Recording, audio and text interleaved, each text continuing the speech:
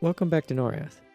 We are here in the common lands today because I've made some progress in expanding the farm fields here. You can see behind me. And so far what I've done here is to get the fields ready for planting. I have not put down the crops yet, but they're all irrigated and tilled out and ready for planting whenever we decide what we want to put around here. For the other farm fields over here, I have planted another field of grain as well as some potatoes. And this field over here is going to be left fallow. And you also notice something else that's happened outside the city gates. We have had a little shanty town spring up here because what these are going to be market stalls for the people of the common lands to bring their produce into. Sort of like a farmer's market just outside the main gates of Freeport, and we have a small fountain here around the open center area. I haven't done it yet, but the next phase to do around here is going to be to clean out all of these stalls here. They've just been clipped into the terrain, so they're full of trees and bushes at the moment. But we're going to clear them out and probably put down some cobble floors and some chests and various things in here to make them look like the market stalls that we have over on the Freeport docks, except these are a little bit more substantial. Because my idea for this is that each of the farming families around here will have their own little stall that they will bring some produce to daily or every other day to sell in the farmer's market. Since there was also a market on most servers that I believe sprung up outside the gates of Freeport, this is a sort of homage to that. Of course, we will also put the more shady market down here in the cavern, which we'll be putting down under the desert and the mountains here. I don't know if we're going to get to that before the next download, though, but we'll try and do that. Other things I've been working on is getting the roofs ready around here because we need to have some roofs put on these structures. I've extended the height of these buildings up a little, and I think we're going to put roofs on the sides of those and on the top of here. And this is probably as high as these buildings are going to go. And of course, these buildings also have some interiors now that we can take a look at. So let's take a peek in the Green Glade equipment store and see what's for sale. So as we go in here, we notice we have lots of chests around. They're currently full of nothing, as there's nothing to buy here yet. But there are various things here laying out on the store counter to buy, presumably. I mean, it's still Minecraft, so we have to make do with pots and buttons and torches as best we can. But if we go up, there's also here a second level. A little bit more cramped, but it's got a good medieval feel to it, I think.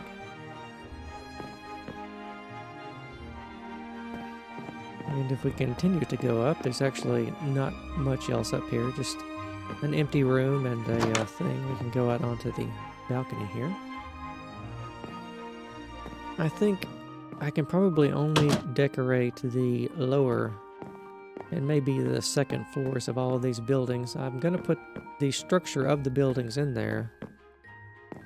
But I think if I do too much of this all over the city, it would probably create an inordinate amount of lag. So we want to head that off if possible. That's why I haven't put any item frames in these as well, because those do cause an awful lot of lag as well. So we have to use those very judiciously. And also in the ration store, we just have the same store, except it's mirrored on the other side here.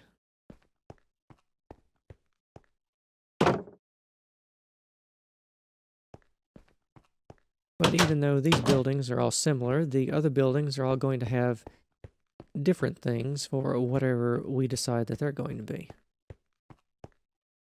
However, I'm afraid we also have a sad duty to perform today, because Brad McQuaid, one of the key developers of EverQuest, without whom I wouldn't be talking to you in the world of Norrath here, has passed away. And to commemorate that, this statue over here outside the cathedral in Freeport, I have chosen to be a memorial.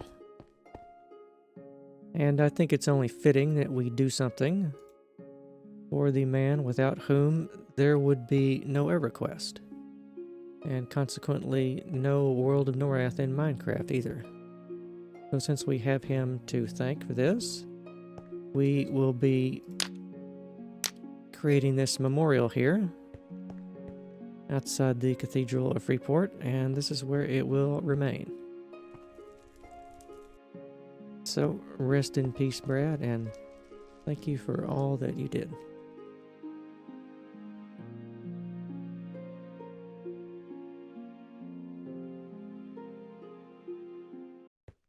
So with that done, let me show you the bridge design that I've been working on, because there are a lot of river crossings in Norrath, and we need several bridge designs to be able to get across them.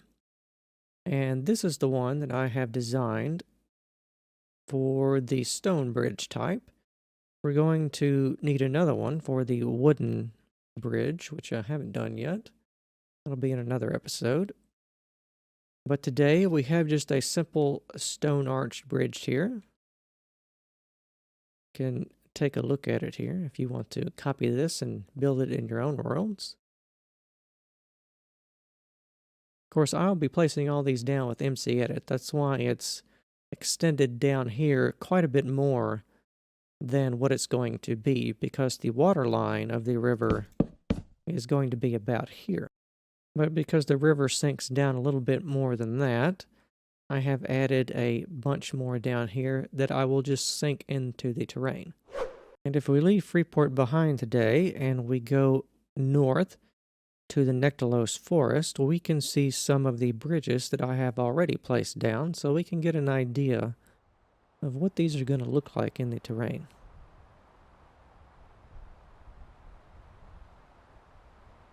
And here we have the first one by the mouth of the river.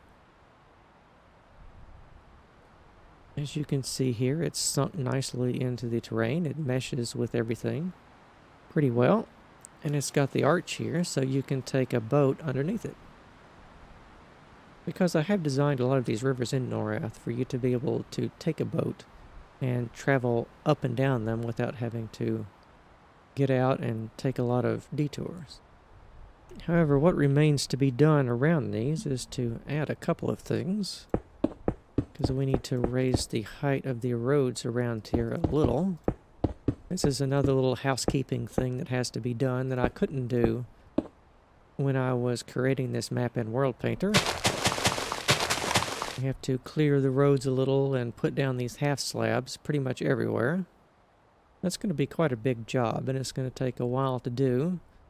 So if when you're traveling you see a lot of trees that shouldn't be here, I will be getting rid of them over time, so don't worry about it. And I think we can raise that up to this height here. And do that there. Trim that back a little here. Chop back some of the bushes here. Actually, let's trim that back like this.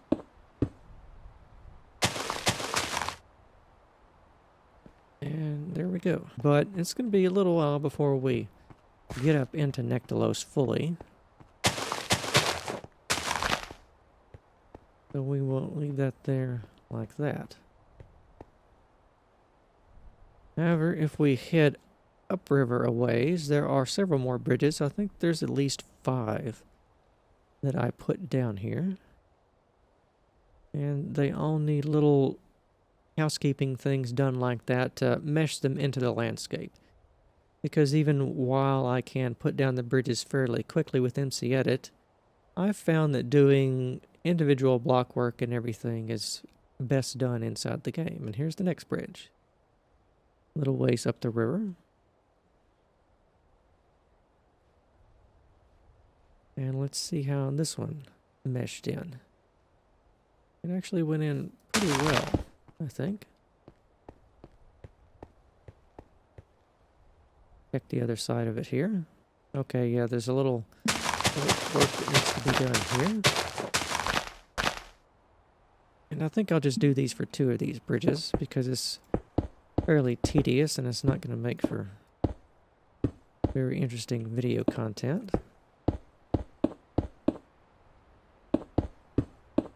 So we will smooth out the roads there. I think from here we will actually head over back this way through the common lands because there are a few more bridges that we need to take a look at. Right, here we are on the other end of the common lands by the aqueduct and the reservoir we put up because I have put a little bridge down here over this small stream. And we're here to show you that these bridges, you can put them over various sizes of rivers and they should fit fairly well.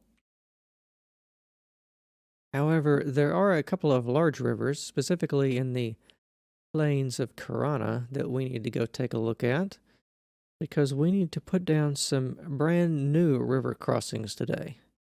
And I think we're going to have to do some double-arched bridges as well.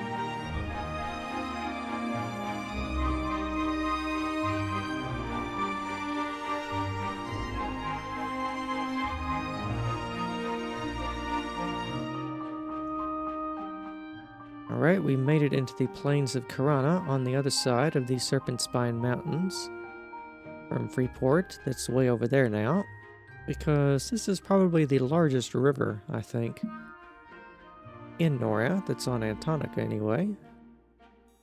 And this is definitely too big to cover with a single arch bridge, because we have a little road here that goes straight into the water. And we need to extend it over to this other side. I think we're going to do this with the stone arch bridges, because I think the wooden bridges we're going to save for parts of the world that are somewhat more uncivilized. And here it is. Our double-arched bridge over the Karana River is complete. And we just need to probably place a few blocks around here to properly mesh it into the landscape.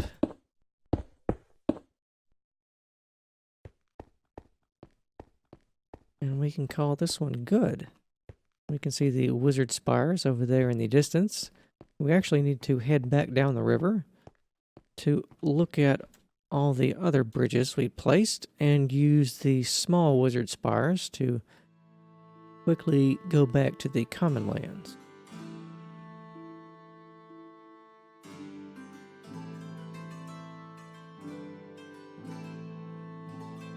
And here's our second bridge.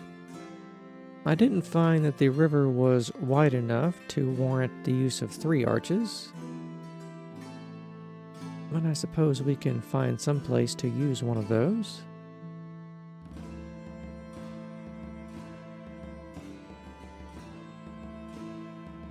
And as we head through the plains of Karana here, remember that all of these green areas are going to be converted to farmland like in the common lands, except Karana is about 3 times as large. So it's going to be an awful lot of work to get that made. But that's going to be something we do far in the future when we are building the city of Quanos, which is going to be a while also. But I think after the next map download, one of the things I want to do is head off and start a new city somewhere. I'm thinking about doing either Erudin or Felwythe. Felwythe would be a smaller project, but I don't have anything built for it, and we'll have to come up with the style for it as well. We'll have to think about that. If you have an opinion, let me know. And we have another bridge, and I think we have just another bridge down there before we get to the river's mouth.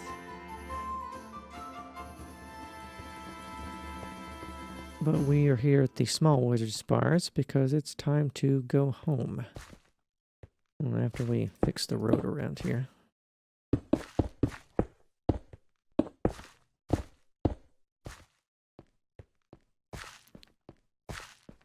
I think this is actually the first time I've been back over here since I installed the wizard spires in previous episodes, so we don't want to go down there. That's where we want to go, the West Common Lands. And from here, we will head east, back to Freeport. I think in an upcoming episode, we need to do something with this village. It's sitting over here as well. I think we can add a few smaller buildings and a nice wooden palisade and some docks. I think this would be a fishing area. And also, we need to have a lumber camp around here also, because this is a nice forest. And we should be doing something with it. And as we return to Freeport, there are a few more areas I want to briefly touch on today because I've been doing some work underground in the city that you can't see.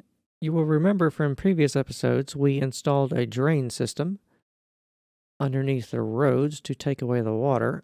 But deeper down, there is a Freeport tunnel system that was in the game that we need to add as well. However, I don't have an entrance to those just yet, so we will actually have to go into spectator mode to take a look at it. And most of what I've developed is underneath the docks.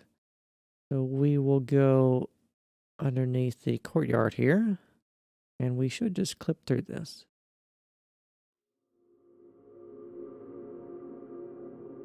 And here we are in the deep, dark, and dank underbelly of the city. We got lots of water down here, and it's not very well lit, so one of the things we need to do is take a night vision potion.